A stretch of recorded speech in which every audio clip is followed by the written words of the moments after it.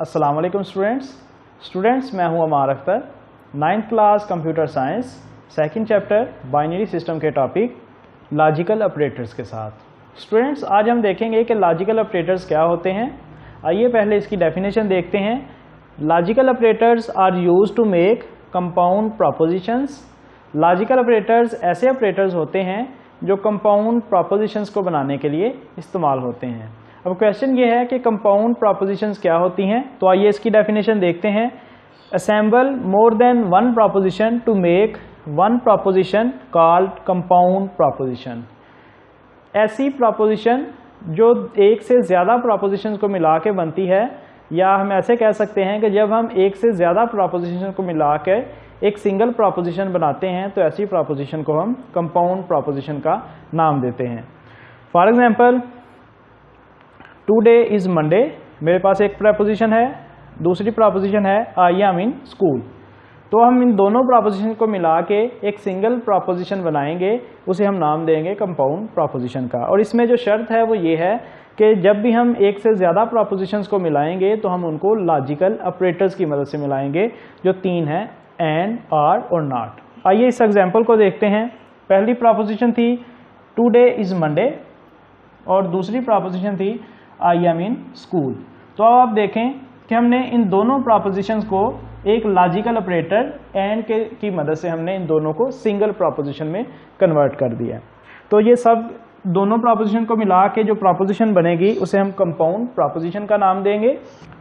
Students, compound proposition का जो result है या ट्रूथ वैल्यू है वो किस बेस पे हमारे पास आती है, तो इसके लिए दो पॉइंट्स हैं, truth value of individual proposition और दूसरा पॉइंट है logical operators use to connect proposition. यानी पहले हम इन दोनों प्रोपोजिशंस की या जितनी भी प्रोपोजिशन इस कंपाउंड प्रोपोजिशन में इस्तेमाल हुई हैं उन तमाम की ट्रूथ वैल्यू को देखेंगे और दूसरे नंबर पे हम देखेंगे कि लॉजिकल ऑपरेटर कौन सा इस्तेमाल हो रहा है, क्योंकि हर लॉजिकल ऑपरेटर का काम करने का तरीका डिफरेंट है। यानी एंड का रिजल्ट और आएगा, आर का रिजल्ट और आएगा और नॉट का रिजल्ट और आएगा। Students, logical operators and, or और नॉट को तफसील से देखते हैं।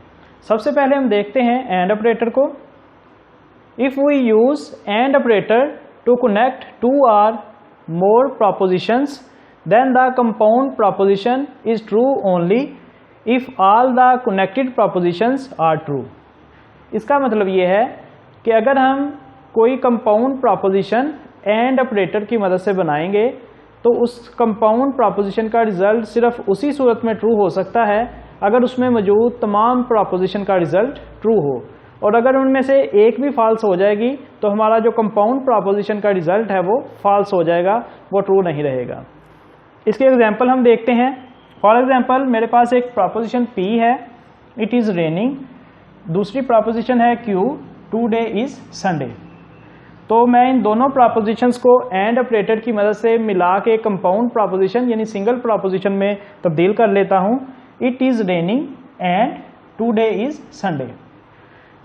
अब इस कंपाउंड प्रोपोजिशन का रिजल्ट सिर्फ एक सूरत में ट्रू हो सकता है अगर इन दोनों प्रोपोजिशन का रिजल्ट ट्रू हो। क्यों? क्योंकि इसमें हमने लॉजिकल एंड यूज किया है और एंड ऑपरेटर की यह रिक्वायरमेंट है कि वो तब उसका रिजल्ट ट्रू होगा जब उसमें मौजूद तमाम प्रोपोजिशंस ट्रू होंगी।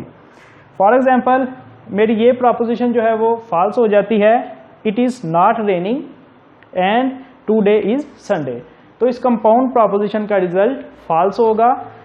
अगर ये दूसरी प्रोपोजिशन रॉन्ग हो जाती है, it is raining and today is Monday, तो फिर भी इस प्रोपोजिशन का रिजल्ट फॉल्स होगा, क्योंकि इसका रिजल्ट उसी सूरत में ट्रू होगा अगर ये वाली प्रोपोजिशन भी ट्रू हो और दूसरे वाली प्रोपोजिशन भी ट्रू हो।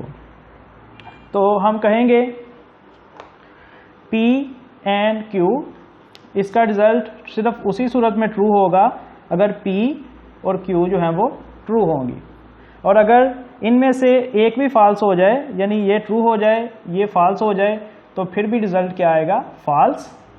ट्रू किस सूरत में आएगा? दोनों ट्रू हों। और अगर फॉर एग्जांपल ये फॉल्स हो ये ट्रू हो तो फिर भी जो रिजल्ट आएगा वो फॉल्स आएगा। और अगर दोनों फॉल्स हों तो फिर वैसे ऑटोमेटिकली ही, यानी उसे चेक करने की ज़रूरत ही नहीं होगी, वो बाय डिफ़ॉल्ट वो फॉल्स रिजल्ट होगा। यानी एंड ऑपरेटर का रिजल्ट आपने जहन में रख लेना है कि तभी ट्रू होगा जब दोनों प्रोपोजिशंस या जितनी भी प्रोपोजिशंस कंपाउंड प्रोपोजिशन में इस्तेमाल हो रही हैं वो तमाम की तमाम उनका रिजल्ट ट्रू हो।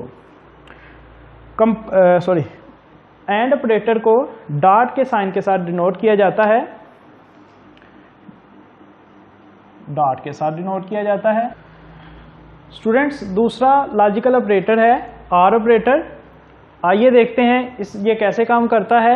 If we use or operator to connect two or more propositions then the compound proposition is true if at least one proposition is true। इसका मतलब ये है कि जब भी हम आर ऑपरेटर की मदद से कोई कंपाउंड प्रोपोजिशन बनाएंगे तो उस कंपाउंड प्रोपोजिशन का रिजल्ट तब ट्रू होगा जब कम से कम उसमें एक प्रोपोजिशन ट्रू होगी। तो ये देखें, ये एंड के थोड़ा सा अपोजिट साइड पे चला जाता है। एंड में ये था कि आपके पास तमाम प्रोपोजिशन का रिजल्ट ट्रू होना चाहिए, और आर ऑपरेटर में वो कह रहा है कि आपके पास से कम एक प्रोपोजिशन ऐसी होनी चाहिए जिसका रिजल्ट ट्रू है, बाकी बेशक तमाम की तमाम फॉल्स हो जाएं।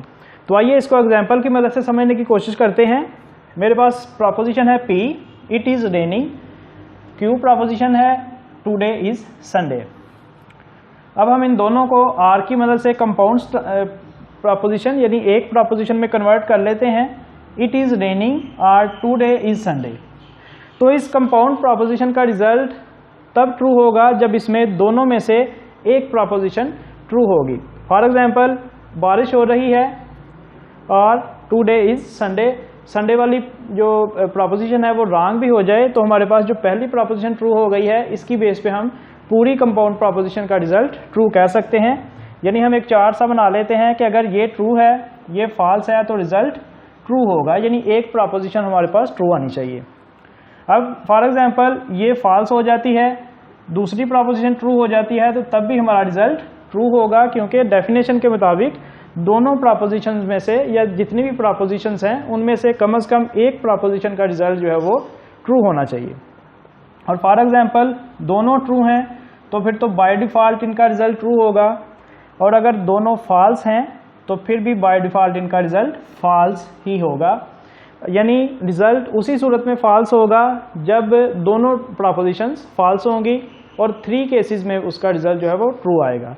जो एंड ऑपरेटर था उसमें सिर्फ एक केस था जिसमें रिजल्ट ट्रू आता था जब दोनों प्रोपोजिशन ट्रू होती थी, बाकी तमाम तीनों केसेस में फॉल्स रिजल्ट होता था। आर ऑपरेटर को शो करने के लिए हम प्लस का साइन यूज़ करते हैं। For example P plus Q लिखा है तो उसका मतलब है यहाँ पे आर ऑपरेटर का इस्तेमाल हुआ है। एंड के लिए डॉट का ऑपरेटर यूज़ करते थे और आर के लिए प्लस का ऑपरेटर यूज़ करते हैं। लॉजिकल ऑपरेटर एंड और आर का जो फ़र्क है वो सिर्फ इस वर्ड को समझने से हमें पता चल जाता है। एंड में यहाँ पे लिखा था if all propositions are true, यानी उसमें तमाम प्रोपोजिशन का ट्रू होना ज़रूरी था और बाकी तमाम केसेस में वो रिजल्ट जो है वो फॉल्स शो करता था।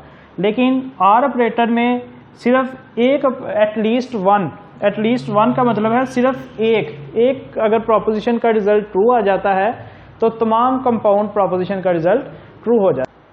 स्टूडेंट, तीसरा लॉजिकल ऑपरेटर है not operator. Not operator is not a connector but it is used to negate a proposition. इसका मतलब ये है कि नॉट ऑपरेटर प्रोपोजिशंस को कनेक्ट करने के लिए इस्तेमाल नहीं होता, बल्कि ये प्रोपोजिशन की वैल्यू को निगेट करता है। निगेट करने का मतलब है रिवर्स करता है। अगर प्रोपोजिशन की वैल्यू ट्रू है तो उसको फॉल्स कर देगा, अगर प्रोपोजिशन की वैल्यू फॉल्स है तो उसको ट्रू कर देगा। इसकी एग्जांपल देखें, मेरे पास एक प्रोपोजिशन P है, टुडे इज़ मंडे, आज सोमवार है। अगर मैं इससे पहले नॉट लॉजिकल ऑपरेटर का इस्तेमाल करता हूँ तो ये इस प्रोपोजिशन को रिवर्स कर देगा। यानी पहले ये प्रोपोजिशन थी टुडे इज़ मंडे, लेकिन लॉजिकल नॉट यूज़ करने के बाद ये हो जाएगी टुडे इज़ नॉट मंडे। इसी तरह अगर एक प्रोपोजिशन है इट इज़ रेनिंग, तो नॉट ऑपरेटर यूज़ करने के बाद वो प्रोपोजिशन रिवर्स हो जाएगी, इट इज़ नॉट रेनिंग। तो स्टूडेंट्स, नॉट ऑपरेटर का एक ही मकसद है कि रिवर्स कर दे वैल्यू को। अगर ट्रू है प्रोपोजिशन उसको फॉल्स कर दे, अगर प्रोपोजिशन फॉल्स है तो उसको ट्रू कर दे। और इसके लिए जो सिंबल यूज़ होता है वो ये निगेशन का साइन यूज़ होता है। इसको हम नॉट ऑपरेटर के तौर पर इस्तेमाल करेंगे, यानी जिस प्रोपोजिशन को आपने रिवर्स करना है उससे पहले आपने ये निगेशन का जो साइन है वो लगा देना है, तो वो प्रोपोजिशन जो है वो अपने रिजल्ट को रिवर्स कर देगी। ट्रू होगी तो फॉल्स हो जाएगी, फॉल्स होगी तो जो रिजल्ट आएगा फाइनल वो ट्रू आ जाएगा। स्टूडेंट्स, आज के लेक्चर में हमने देखा लॉजिकल ऑपरेटर्स क्या होते हैं। हमने कहा लॉजिकल ऑपरेटर 3 होते हैं, एंड, आर और नॉट लॉजिकल ऑपरेटर्स। कहाँ पे इस्तेमाल होते हैं? कंपाउंड प्रोपोजिशंस को बनाने के लिए इस्तेमाल होते हैं। कंपाउंड प्रोपोजिशन क्या होती है? जिसमें एक से ज़्यादा प्रोपोजिशंस को इकट्ठा किया जाए तो वो एक सिंगल प्रोपोजिशन बन जाती है, और उसका जो रिजल्ट है वो हम 2 पॉइंट्स की बुनियाद पे लेते हैं। कंपाउंड प्रोपोजिशन का रिजल्ट पहले नंबर पे जो इंडिविजुअल रिजल्ट है प्रोपोजिशंस का, और दूसरे नंबर पे जो लॉजिकल ऑपरेटर आप उसमें यूज़ कर दें। तो एंड जो लॉजिकल ऑपरेटर था स्टूडेंट्स, एक ओवरव्यू हम ले रहे हैं जल्दी से। एंड जो लॉजिकल ऑपरेटर है वो उसी सूरत में ट्रू होता है, अगर उसमें जितनी भी प्रोपोजिशंस हैं वो ट्रू होंगी। और फॉल्स किस सूरत में होगा? अगर इसमें से एक भी प्रोपोजिशन फॉल्स हो जाएगी तो रिजल्ट जो है वो फॉल्स आएगा। और ट्रू का रिजल्ट एंड का रिजल्ट 3 केसेस में फॉल्स होगा और सिर्फ एक में ट्रू होगा, अगर दोनों प्रोपोजिशंस या जितनी भी प्रोपोजिशंस इस्तेमाल हो रही हैं वो तमाम की तमाम ट्रू होंगी। और आर जो है वो इसका उलट कह सकते हैं आप, यानी इसका रिजल्ट ट्रू होगा 3 सूरतों में। अगर एक प्रोपोजिशन ट्रू है तो कम से कम एक प्रोपोजिशन ट्रू है तो इसका रिजल्ट ट्रू आएगा, और अगर दोनों फॉल्स हैं तो तभी इसका रिजल्ट फॉल्स होगा। यानी 3 केसेस में इसका रिजल्ट ट्रू आएगा और सिर्फ एक केस में इसका रिजल्ट फॉल्स आएगा।